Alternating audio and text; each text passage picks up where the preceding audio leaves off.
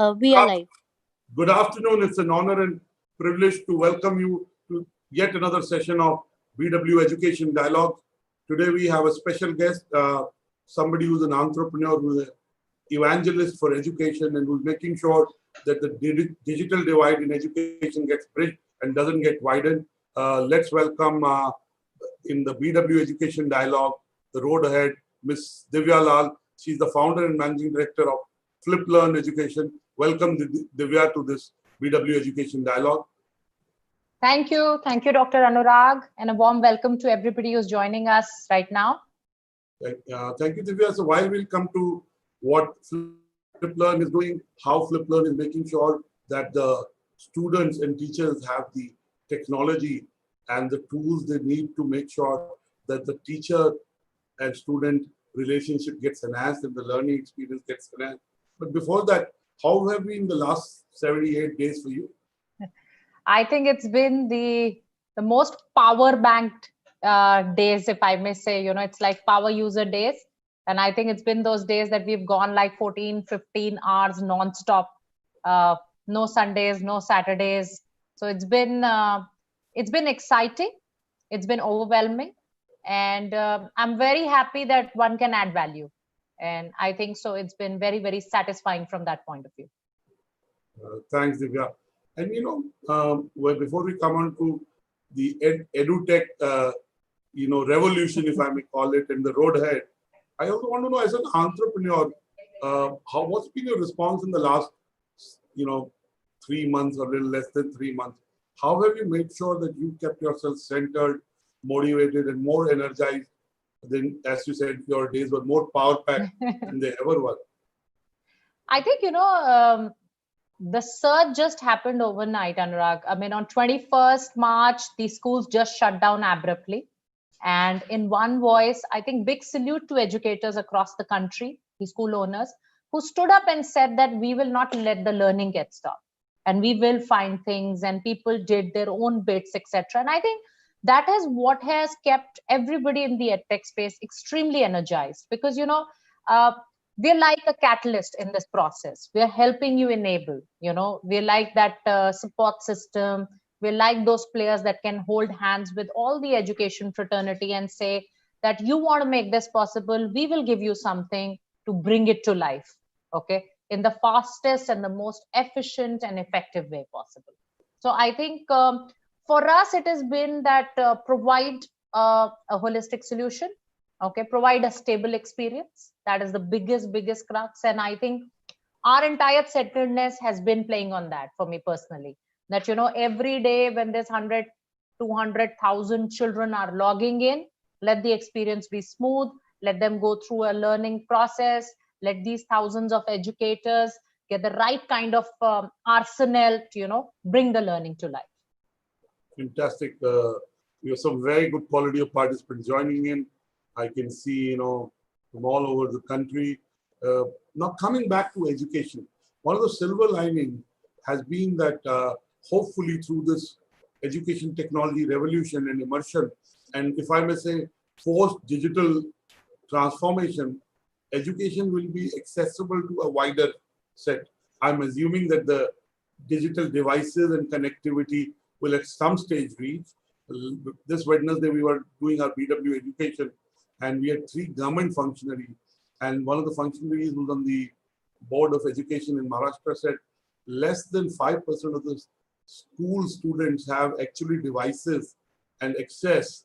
The rest, 95%, don't have. Similar, we had a teacher from Gujarat who was among the top 10 teachers in the Global Teacher Prize last year, Dr. Mrs. Sarup Sampath Rawal. She said same, less than 10% of the students in Gujarat have access. So while I'm assuming that at some stage we will be able to provide them devices and access, but with this education technology, the silver lining has been that we'll be able to take education to places we were not being able to take. It saves commute. Yes. So it saves 2 hours, 3 hours for people. So while the interpersonal experience, the empathy of talking face to face in a physical setting may miss, it makes up by many other advantages. So tell us, what do you see as the silver linings in this way forward in this edutech revolution, if I may call it? I think the first big silver lining has been, the digital migrants are actually accepting the digital natives. It's always been talked about that children are born with technology. They pretty much learn everything on the sly. This is a generation that is DIY, do it yourself. They don't come to us, Anurag, asking for any information or guidance. They will generally first go to a YouTube or Google and find out what's there. And what this COVID pandemic has done is us as digital migrants who've learned it after we're born, and we're not born with technology, we are understanding and accepting the contours of this game. And I think that has been a huge, barrier breakthrough as far as that entire piece is concerned. So, when I reach out to the child and I'm talking, you will see at a user level, the issues are the least. Okay, because they are a generation that's used to using technology. They know how to download an app, they know how to log in, they know how to and they will adapt. around Even and if they don't navigate. know, they'll find a way. Yeah, they'll play figure with it it out and much find a way. faster. Yes. So I think the bigger barrier has to be the digital migrants like us, the educators, the school owners now endorsing, okay, it's here and now. And now we need to step up and actually move into a plane which till now has been, if I may say, a porous barrier, okay, which only a few people crossed. But now that barrier has got shattered and everybody is in the same pool. So I think that has been one of the big watershed pieces that have happened in the edtech space. The second piece on the access and piece, we are looking at launching something very exciting, Anurag, and that's about creating a virtual school and bringing the best teachers to any child across the country.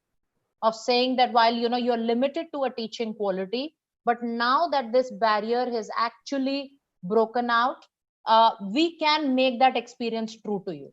Because every child aspires to be a part of a brand school or a brand this thing, but they also can reach out to some very top level educators to get access to. So there are many strands of things that are actually emerging as a part of its piece. Thank you, Divya. So thank you for setting the context right. I know you have a small presentation. Normally, Divya, I said PowerPoint presentations are made by people who are neither powerful nor have a PowerPoint. You're clearly an exception. So before we do a conversation and take our I'd like you to get that presentation just to contextualize and tell us what FlipLearn is doing in this space to be able to bridge the digital divide, to be able to use digital to educate more people, to enable more teachers. So if we can put up Team BW, if we can put up that presentation and Divya can take us through that, it'll be nice. I'll share my screen if that is okay, and it'll just go faster. 100%. Yeah. Raghav, please ensure that. Viewers, it's a presentation that you must learn from and get cues on what's going to happen in future. This is kind of future preloaded for you. So, Raghav, can we have Divya Lal's presentation up and shift to her screen? Yes, sir. Okay, I hope everybody can see this. Yes, very much.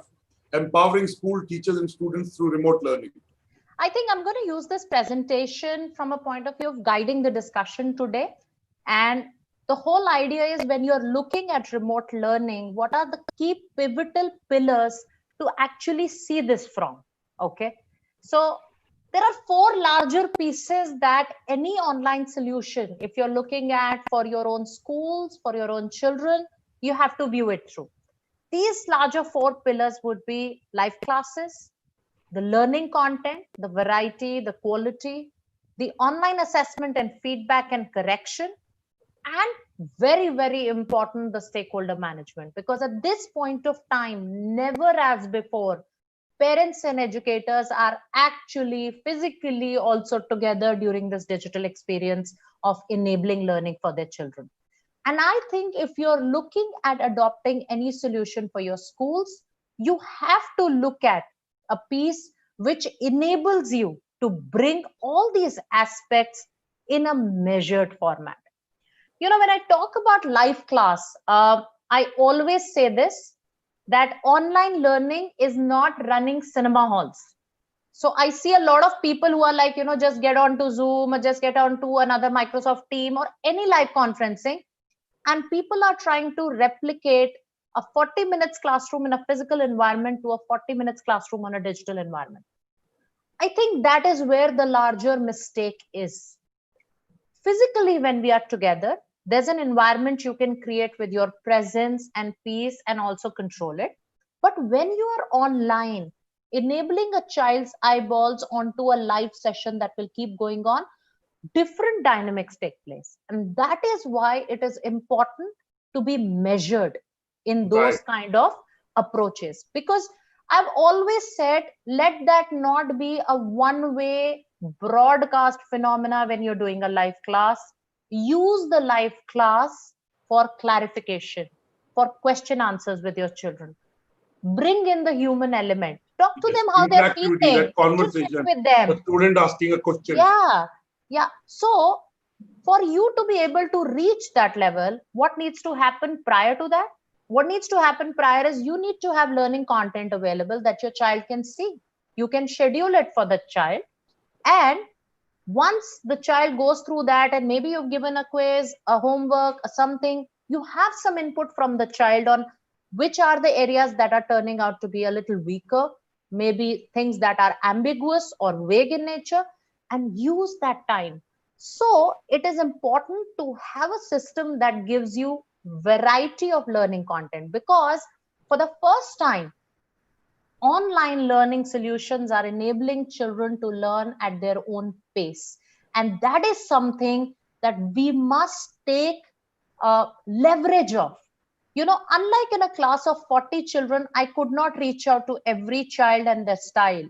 But using an online learning, today you can send learning style based learning material. You can send them different types, basis ability, basis inclusiveness, basis any kind of piecing that you can do, and give variety. Learning content on online platforms does not mean animation. I think that is another big distinction that you can work with. There is a variety of learning resources you can give to children online. And today we are making a capability in saying it's not necessary that you have to learn 8 to 2. Okay.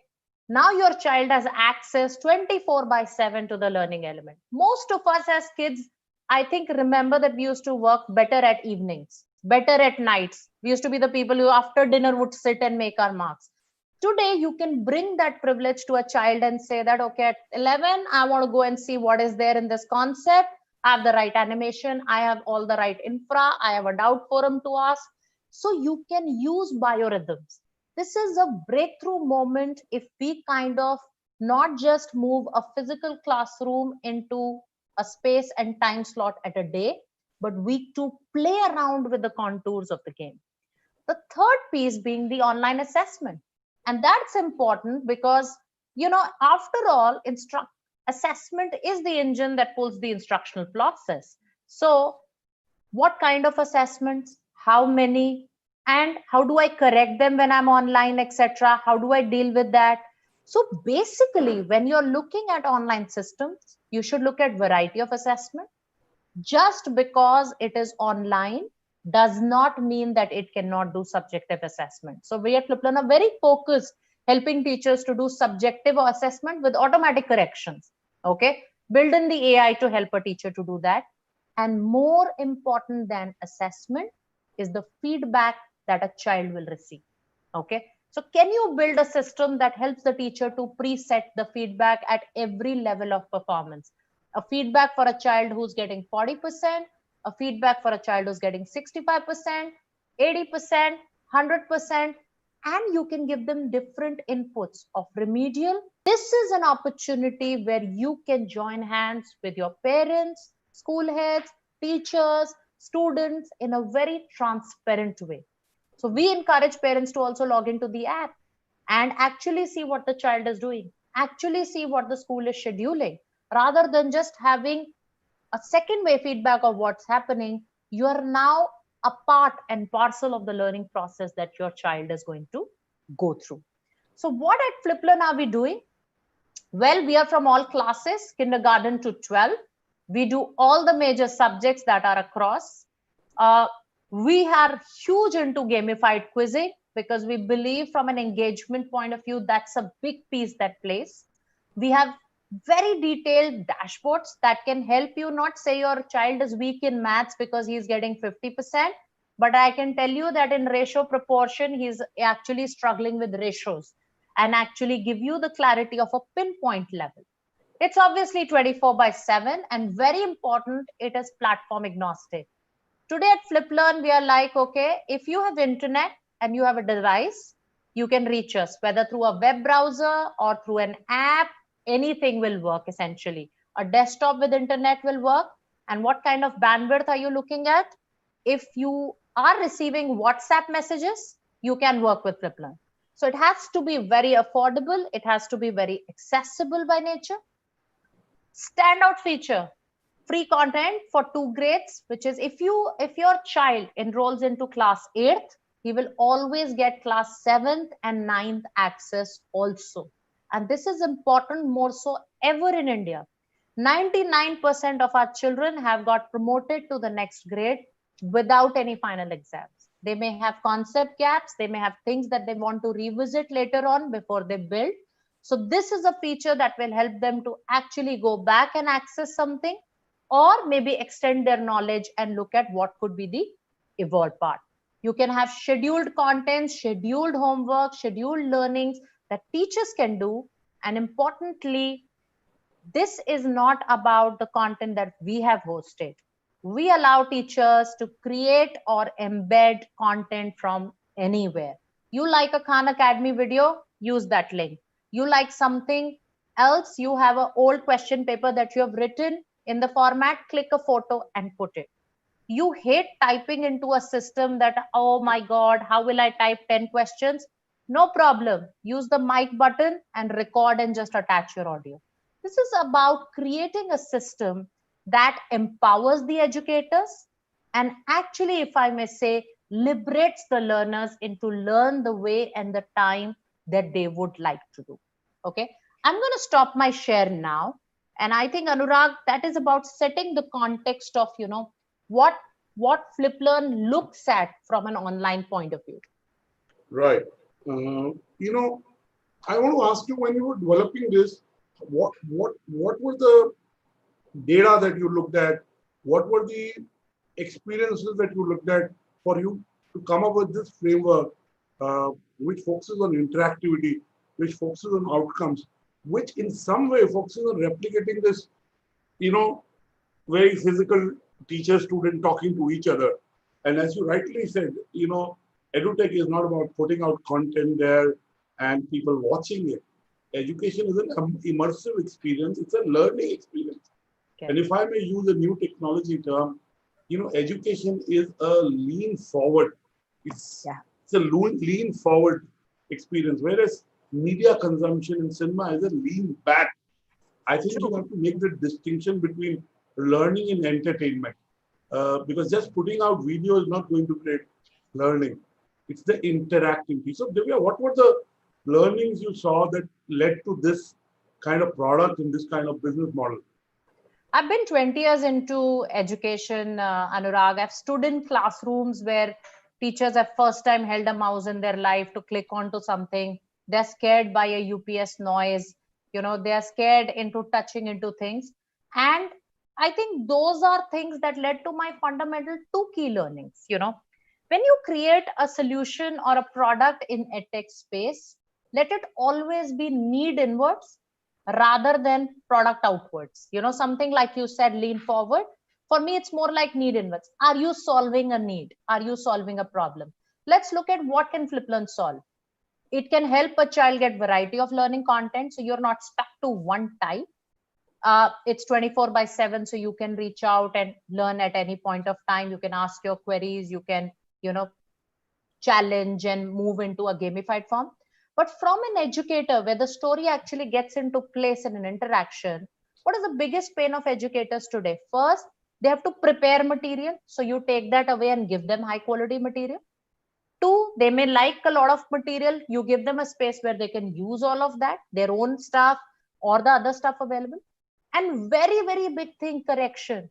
I think all of us have those huge images of teachers with huge bulk of copies and non-stop correction work that happens. My idea is take that pain away.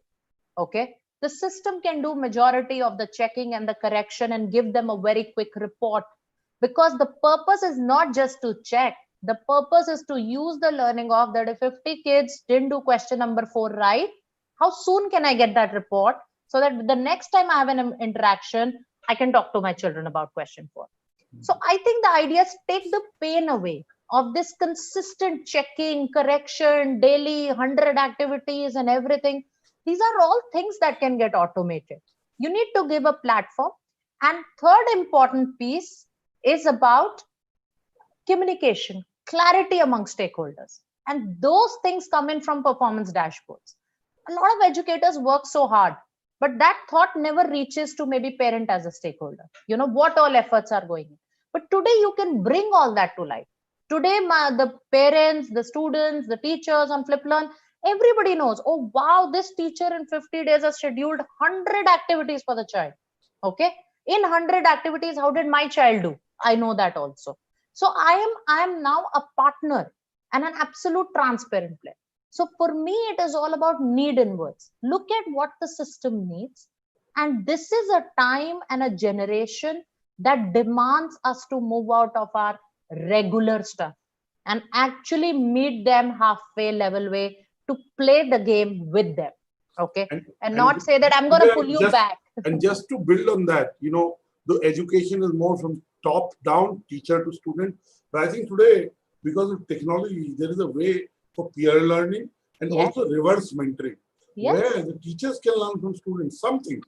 I'm not talking of, you know, technical thing, but there could be something of approaching an issue which the student, and that's where, when I was seeing that framework, I think that's where learning is participative. If I may use that term. So thank you for saying what you said. At this point, let me bring some interactivity and then we'll come back to you. Sure. There are already 3 questions in the Q&A, 6 comments in the chat room. Sanjeev Kumar Chopra is asking, we have work from home. So will study from home become the new normal? And is it helping the 360-degree development of a child who's in class 10th or above? Does it really help? Possibly, he's asking about social interaction. True. See, and sitting on a device cannot take away the fun and the adrenaline rush of being on a football field. Okay. So it's stupid to say that, child will be okay. No, I don't think so. I miss my own gym. You know, I've been dying when they're going to open for my own physical activity. I don't miss it because I've never been to one. So I think it's not about one replacing the other. I think that is one thing we need to understand. We are in a transient phase right now, okay, where it is unsafe for our children to be outside, as we don't know, you know, how the situation is. We don't have a cure ready. But this situation will not be like this forever. But these systems will stay. Because why, when the schools open, whenever they open, why do you want to go back to a system which does not have the privileges of having an online piece? So I think this is going to turn into a phygital space. Nothing can take away physical and digital. Yes, model. So the phygital space is the one that's evolving now. That when children meet, you cannot take away the social angle out of it, etc. You should not. I think if I was in school, I'd be really sad not going to school. I mean, it used to be like amazing going to school. My kids are a little older now, but when they were younger, I'd say that I'd leave you to school in the car. No, we want to go in the bus. Yeah. But the bus is about having fun. That's another gang you have in school. There's a bus gang, there's a class gang. There is like all these support peer groups that you have. So I think we need to know and always keep in mind, technology is not anti-human. Technology it cannot replicate exactly. We can be close, but we cannot be 100%. Also, Anurag, it's also like that thing that crocin is not the only medicine you'll have for everything in life. No, it can only solve your fever issues. So let us look at technology also very much from a point of view that it can help you continue your online learning at any point of the day. But I mean, does it help you in physical development? No, not really. Maybe, you know, you need to go out and play for that. So I think we need to balance it and also give it a little credit for the space it has to be used in. Also, Sanjeev Kumar Chopra has a follow-up question, and which is related to my assumption. Is online study needs a PC, printer with a scanner, net connection? That may be another extra cost for parents apart from school fee, books, etc. Do you think they have the means to manage all this? And they have no choice because it's their kids. I think a majority of parents in private schools, if I may say, and even to a large extent in government schools, have access to a smartphone. And all of them are on WhatsApp communications. That's the basic requirement of a device that you're looking at as an essential. Why I say 24/7? Because a lot of people said, now the parents will start going home. Now, how will the child learn?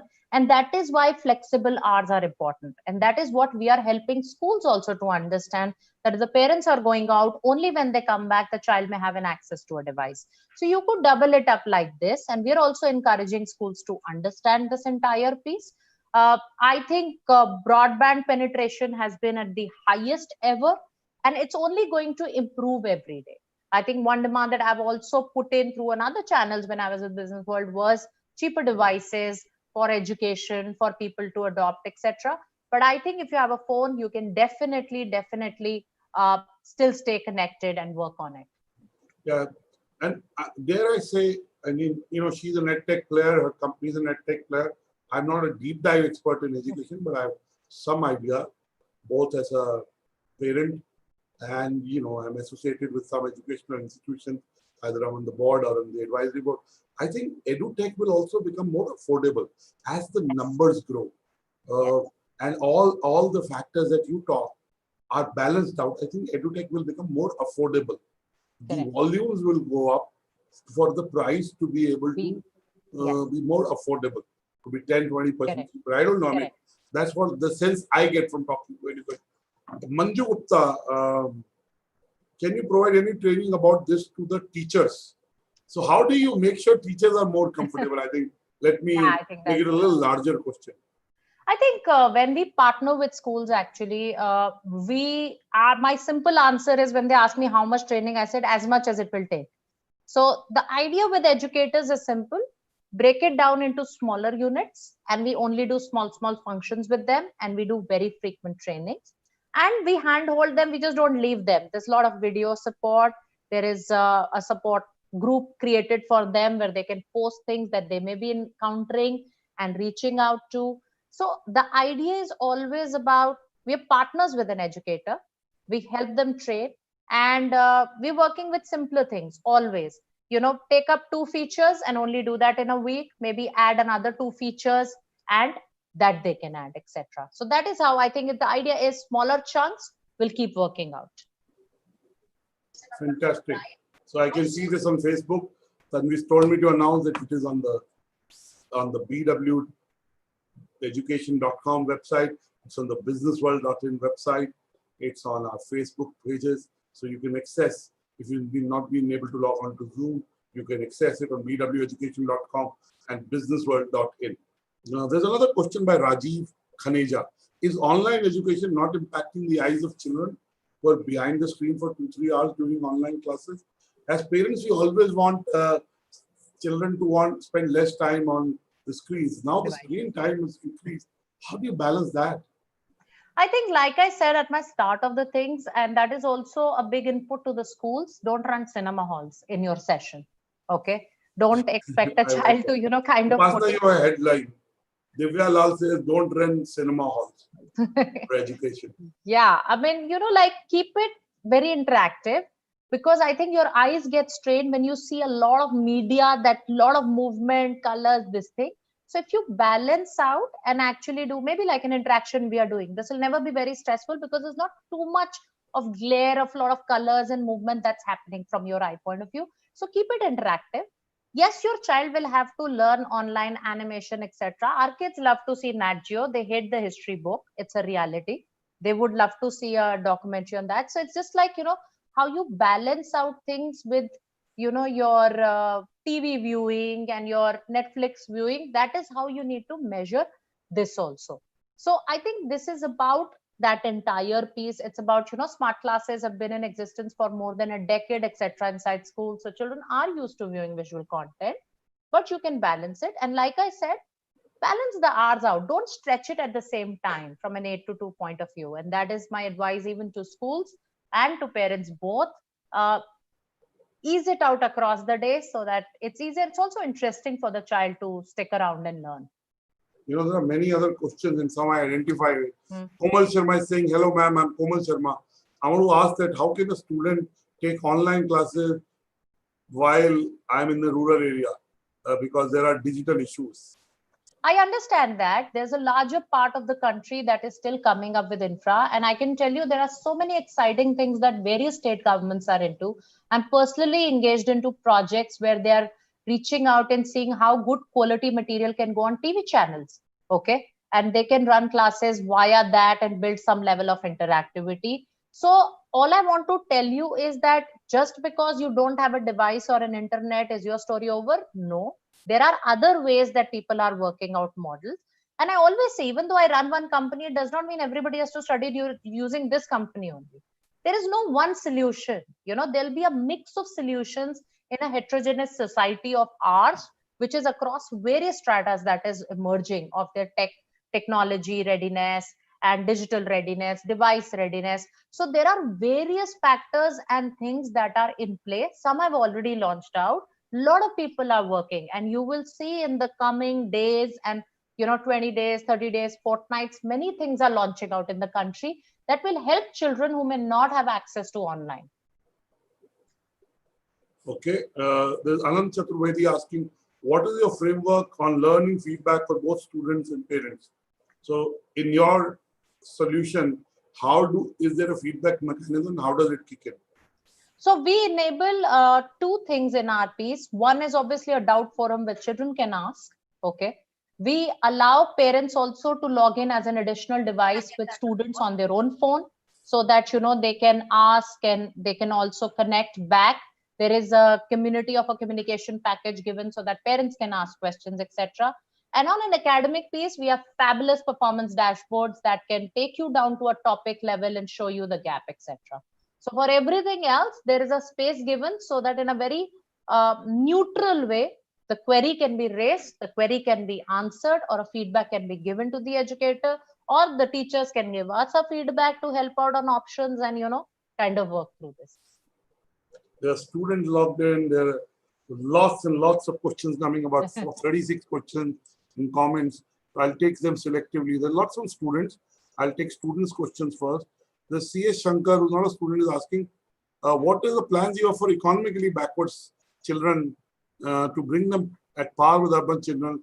And how are you assuring that they also come up like the children who are economically strong? Same question. So like I said, yeah, we'll have to go into TV and radio channels. You need to look at parallel mediums that can help bring access. And our idea is we're working with them to see how can we bring and use our content to, help them bring that to life. Jayashri Bhattacharya is asking a very relevant and an important question. She says, this is for online assessment. How do we safeguard the involvement of senior siblings, parents or home tutors helping the child during the assessment period? So how do you make sure that, it is the child who's performing and not others helping him or her? Very good question. And I think that is why when I say when you're doing a live session, a Q&A is far better. Because while you will schedule anything, when you're in a session like this and you ask a question, you know what the child is responding. You know what the level is. And you need to do this on a regular basis rather than having that Monday UT phenomena or a term phenomena, etc. Secondly, when we allow teachers to schedule the entire chapters or homework or quizzes, you can have various features like, enabling a very stringent time limit that doesn't enable a child to ask too many people to answer because they need to just go through. Third thing is, I think we should also keep it a little easy, because in terms of even if somebody else is answering and they try to learn, and if you're able to bridge that gap, you're at a point you really can't, monitor it. I had somebody who asked me that, can you give us a geolocation of every child when they're attempting the homework? I just told them we're not into policing as of now, we're okay with whatever they are doing. from wherever for, I think, the same reason that, like, are the two kids sitting in the same home and answering the test, etc. Yes, these are things, but I think let us not overkill the purpose of learning and assessment right now. When we get into a physical space, you will have more the other things that can help you to balance this. Again, like I say, just getting a quiz is not the only way to know if your child has understood. You may use other things like have an interaction with them, have a on the spot quiz on a live class, etc., and ask polling, ask questions. You could do many such things to know that. Fantastic. There are lots of other very real questions. And a lot of people are still, if I may see the question and add my layer, are still very skeptical about online learning. And it is the early days, let's say. Srinjani Devakar Konda. Srinjanani Devakar Konda. How much can a grade 4 child learn from online learning? Is it not a full-time job for a parent to sit with a child and teach him what is taught online? Yes, Sujani, I think this is a typical overkill when schools are trying to run 5 hours in a day with every child. And that is why when we partner with schools, we are encouraging them not to run turbo sessions. Okay. Take it easy, give a lot of work. The app is very good. Children can learn any time during the day. They don't need so much of adult support in that. These are self-paced learning items that can enable the piece. So basically that can always work through. Fantastic. There are lots of questions. Srijani, again, possibly a parent, how difficult is it going to be, especially for a working parent, to teach the little kids and go through online learning? Rajiv Naik, I'm a Hindi teacher. How can I reach to maximum students now? Anonymous attendee, can e-learning have a broader impact and effect on physical and mental development of a child? Possibly negative. You're asking, can that have a positive and negative? Then Dr. Lakshmi Pati Rao Mullapadi is asking, exposing the children to 6 to 7 hours of screen time for online learning, in addition 1 to 2 hours for their own social media and games, may have adverse health issues and mental issues. How do you react to this, Divya? Yeah, so I think we answered a few of those of extra screen time. Very simple. I think you must give this feedback to your schools who are partnering. We obviously encourage schools not to do more than 2 hours, 3 hours max of sessions, and keep shorter sessions and only keep them on interaction basis more. So I think that is a feedback that your schools will also understand. I would encourage you to take that. Secondly, does it have larger impact on social, mental, emotional pieces?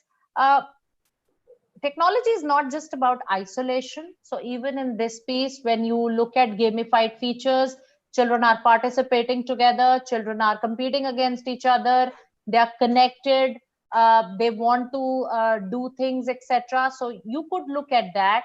You can enable group works even on tech platforms. You can make groups in the class and allocate different assignments for them to work together and come back.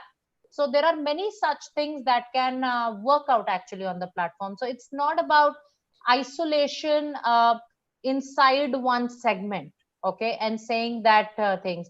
Yes, right now, I think what Anurag said, larger skepticism, because what has happened is people have gone overboard into pushing too much of live classes and too much of 6 hours kind of learning. I think that needs to be eased out. And if you can have a constructive dialogue with your schools, they can help you to ease out and plan that. Technology is about enabling, and it's not about creating 6 hours or 8 hours, etc. The idea is to keep it extremely lean and actually 24/7. So your child can learn when they wish to learn. Thank you so much. And we'll take some of these questions on video. The whole idea is to be able to address as many issues. Yeah. There's another student called Vedant Karina. Sir, madam, I'm a student studying in class 11. I'm enjoying online classes. As you rightly said right at the start, that students are more comfortable. Yeah. But I think that physical platform is better. Yeah. Firstly, there are some technical issues. Secondly, the teachers are not able to know whether the children are doing the revision and homework. How can this work out? Okay. So thanks, Vedant. It's a pretty much, you can see a digital native saying it works because it's at their pace. I think your teachers are going through a transition and you need to be a little patient with them when they figure out what is happening. It also depends upon the learning system you're using. A learning system like FlipLearn can define if it's a homework, it's a quiz, what she should use. She can also enable and push that you cannot do the homework until unless you see a particular video. So it depends upon the quality of the platform that the school and the educator is using. And that can help them to determine what kind of activity the child is also engaged in. So please work on that kind of a piece. Of course, physical has its own fun. Like I said, I'm missing my own physical pieces. So it's never going to be one against the other. It will always become into a merge schedule. You will also enjoy the privileges of having fantastic learning content any time of the day, different kind of content, different assessments competing.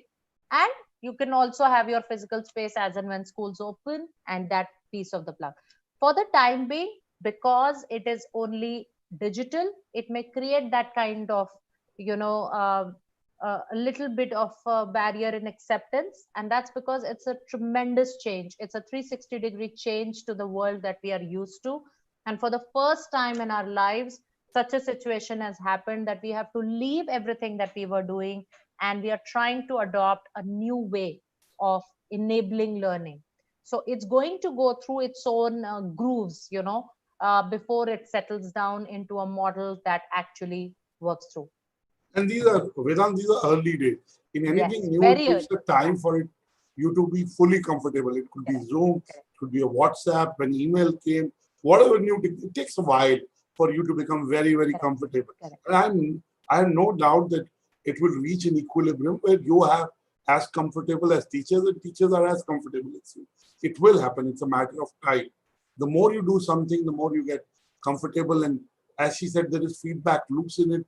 The offering also improves. There is Falguni Shah saying, my son is 3-year-old and the teachers are not looking comfortable doing an online class and as you are just doing it to retain the job. I don't blame them, but they're not trained for this methodology. Having said that, it's difficult to keep my mind engaged for 45 minutes, keep my child engaged for 45 minutes or 1 hour for an online class. Their attention span is low and they're just running around the room. There's no way if this is helping the child until they're strapped on a high chair. No, they don't. FlipLearn doesn't supply high chair. No, only then he is able to glare and sit through the entire class. So these are real issues. As I said, and Divya can answer, these are real early days. I think with learning and as people become more comfortable and it becomes the new abnormal or the new normal, at least for the next 3 to 6 months, I think as they say, whenever there is rain, look for the rainbow. Whenever there is night, look for the stars. Yes. So it's up to you. I think you're so right. I have extended families with nieces and nephews who are 3-year-olds who are pretty much, my niece pretty much sleeps away in every class that she is put to.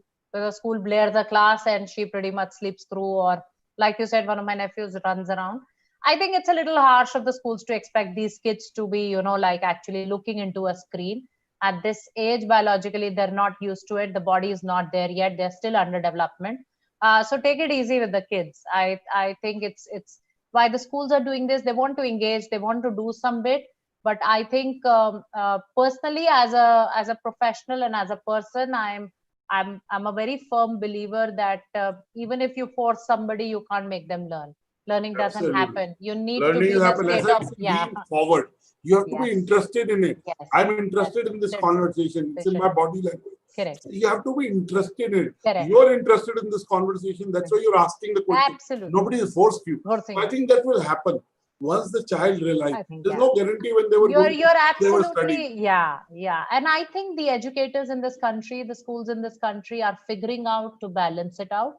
So the constructive feedback is going to help. Whenever I try, I also tell them, as far as the younger kids are concerned, do simpler things, simpler activities, maybe send them stuff and just ask them to showcase that stuff when they come online and applaud them and do something rather than actually expecting them to sit across for 30 minutes. That's just not going to happen. It's not possible. Great. There are lots of comments, questions. I don't know how many I can take. For those of us who get, broadly all your questions, I've tried to take slides which answer all aspects. And if somebody's left, you can mail us at anurag.batra@businessworld.in or mail tanvi@businessworld.in, and we will kind of filter and send it to Divya for her to answer. Now, there are one or two other questions, comments that I'd like to take. There's one question from Deep Doshi. How will group projects and activities be updated to the online model? So how do you make collaborative learning happen? So I think it's about creating user groups in the school. So we create user groups, okay, so that teachers can send different stuff to different groups, etc. We are yet to enable the group sending impact together back. Right now, that's one of the other child will have to upload it.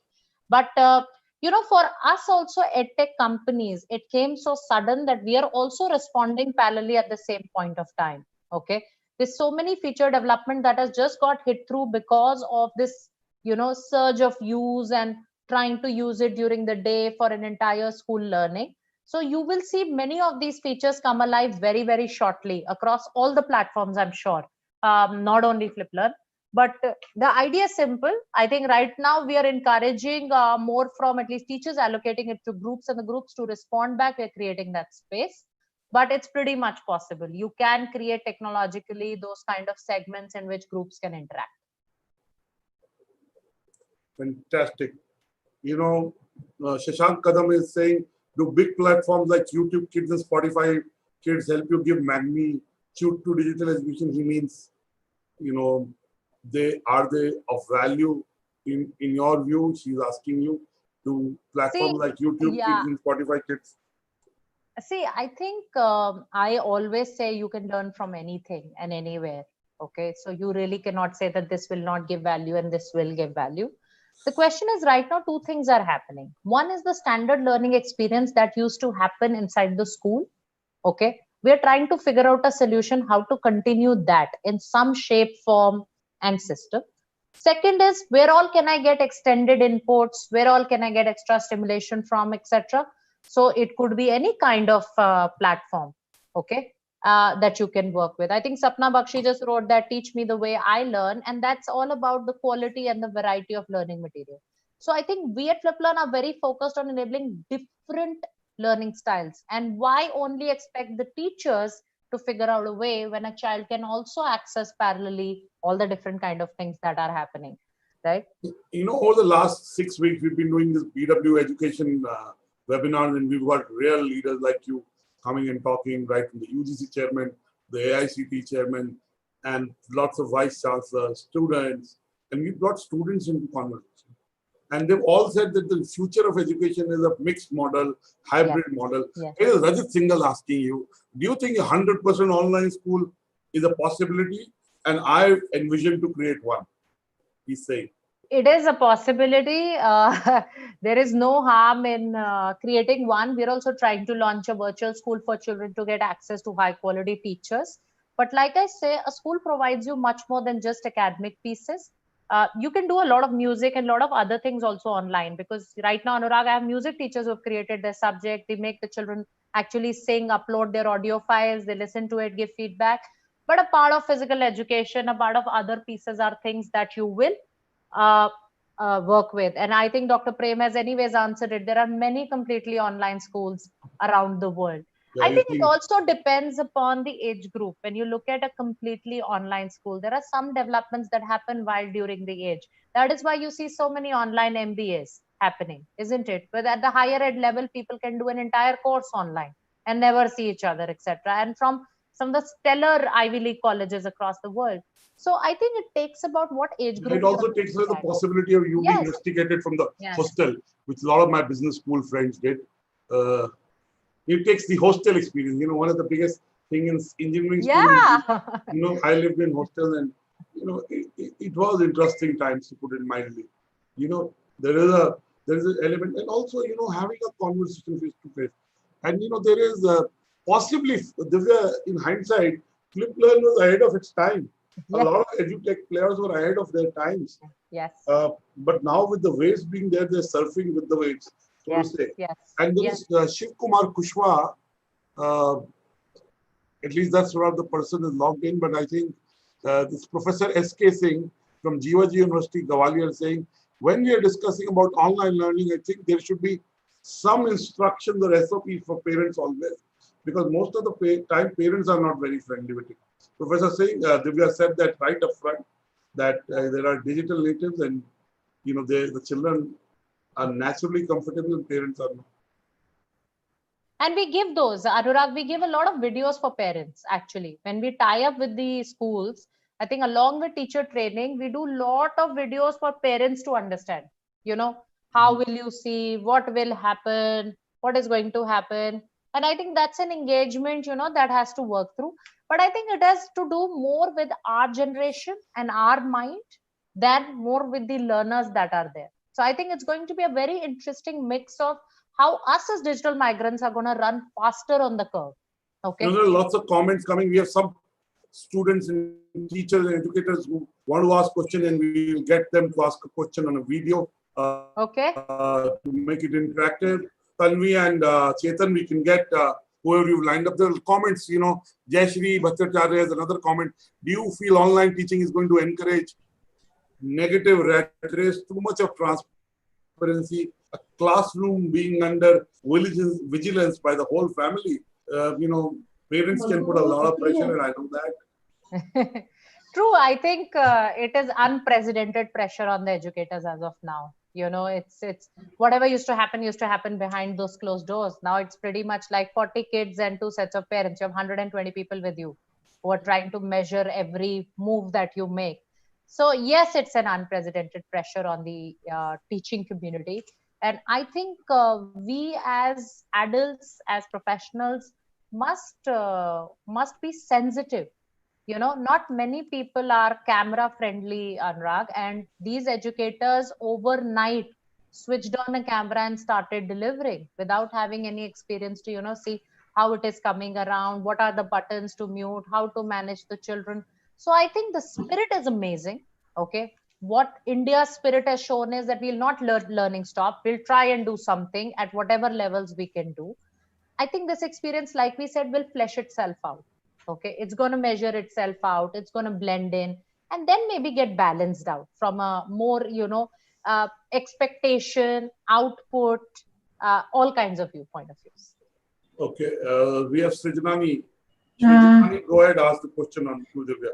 Good afternoon, Dr. Anurag Batra and Divya ma'am. I've already written 1 or 2 questions there, but my question is, can we not let go an year for the younger children out there rather than push them so much with those online classes? We have lovely videos out there from FlipLearn and other, but still the younger kids, these below 6th class, I'm talking about below grade 6. I mean, they can't. I mean, we can't imagine them sitting from 9 to 12:30 or 1 o'clock, and then they can't learn all by themselves. There are so many channels out there in Microsoft Teams. They have to move from one channel to other. I think there's too much of a pressure on a kid. Can probably they should think about skipping a year for them rather than, or maybe something could be devised for them rather than. I mean, teachers are running with the syllabus. I think we got your question, Sujani, and I think we've been answering it for a while now. I think that balance has to come more at a school level. Okay. And it is about the school systems not trying to force a physical classroom timetable to an online classroom timetable. And I think that learning, Anurag has been saying this, it's been very early years, early time in this story. It's been 30, 45 days, people are trying to do something. So it's going to measure itself. Okay. I agree with you. I mean, it is too much to put 3.5, 4 hours for a child to be on this. And then one parent is almost, like linked to ensure all of this happens. So we understand that. And that is why I think that understanding is evolving. It is not there today, but it is evolving. So you will see a better, more ease out about the fact that can we let go, of the whole year? Personally, I don't think so. We should. I think we should measure it, the instruction and the way it should be done, because there is a way to balance it. And I think that balance needs to come in, and the variety. For example, why is animation only needed? You could have a mind map. Why is this only needed? You could have interactive worksheets. There could be various things that one could look into this style also. And online learning is a lot about self-paced learning. Okay. That is why when you look at flip learn and models, they don't expect a teacher to blare 30, 40 minutes of non-stop sessions. There is enough material that a child can go through at their own pace, and the system itself guides the child through, first to the next, and then the teachers can come in for a conversion. So I think, Srijani, right now, everybody is in this mix evolving. So we need to be a little patient for it to find its form and shape, okay, which will be more sustainable and something that can sustain across the year. Thank you. We have our last question. We want to keep to our time. We have Mr. Dr. Prem Maheshwari who wants to ask a question to Divya Lal. Go ahead, Dr. Maheshwari. Divya, the good thing is that we have 44 questions on the Q&A and 21 on chat. So there's 67. That's a lot of questions. That means, it is a topic that really... Yes, it's something at the core of the heart of everybody.